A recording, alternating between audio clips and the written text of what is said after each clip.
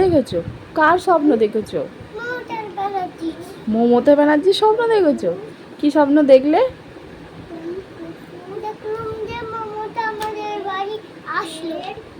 মমতা তোমাদের বাড়িতে এসছে? এসে কি করছে?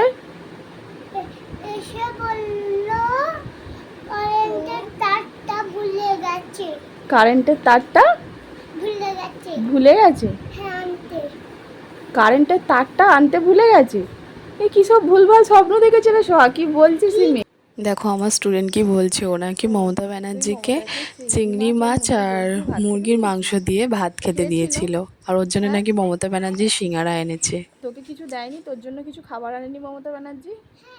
কি খাবার এনেছিল? মমতা ব্যানার্জি তোর জন্য সিঙ্গারা এনেছিল?